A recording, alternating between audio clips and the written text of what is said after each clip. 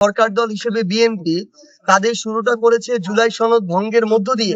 Speaker এবং deputy স্পিকারকে শপথ করিয়েছেন ফ্যাসিস্ট সরকারের রাষ্ট্রপতি। ত্রয়োদশ জাতীয় সংসদ এর প্রথম অধিবেশন আমরা দেখলাম এবং আমরা প্রথমে এটা ধন্যবাদ জানাতে চাই, কারণ আমরা এর মধ্য দিয়ে বাংলাদেশের গণতান্ত্রিক উত্তরণের পথে যেতে চাই। এই জন্য নির্বাচন নিয়ে আমাদের প্রশ্ন থাকার পরেও বিরোধী দল হিসেবে আমাদের 11 দলীয় জোট সংসদে অংশগ্রহণ করেছে। আমরা এই জায়গায় বাংলাদেশের গণতান্ত্রিক উত্তরণে সর্বোচ্চ সহযোগিতাও করতে চাই, কিন্তু আজকে যখন সরকার দল হিসেবে বিএনপি তাদের শুরুটা করেছে জুলাই সনদ ভঙ্গের মধ্য দিয়ে, এটা আগামীতে বাংলাদেশের মানুষের কাছে বিএনপি কিন্তু ভালো বার্তা দিল না। জুলাই সনদ বাস্তবায়ন অনুযায়ী সংসদের স্পিকার সরকারি দল থেকে হলেও ডেপুটি স্পিকার কিন্তু বিরোধী দল থেকে হওয়ার কথা ছিল।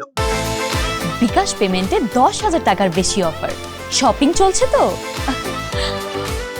কিন্তু আমরা আজকে দেখলাম যে ডেপুটি স্পিকার দেওয়া হয়েছে ব্যারিস্টার কায়সার কামালকে, যিনি বিএনপি সমর্থিত একজন এমপি।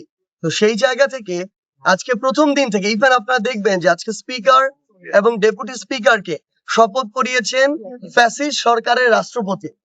আমরা অন্তর্বর্তীকালীন সরকারের সময়ে আমাদের যে সীমাবদ্ধতাটা ছিল পরিবেশ পরিস্থিতির কারণে, এতদিন পরে একটা নির্বাচনেও যখন সেই ফ্যাসিস্ট সরকারের রাষ্ট্রপতির দ্বারা শপথ পড়ে আমাদের এই যে বিএনপি সরকার বা এই যে নতুন সরকার তারা তাদের কার্যক্রম শুরু করে, আবার তারা ওই পূর্বের যে স্বৈরাচারীর যে লেজ, সেই লেজ টেনে ধরে তারা এই সরকারের কার্যক্রম শুরু করলো, যেটা আমাদেরকে অত্যন্ত মর্মাহত করেছে।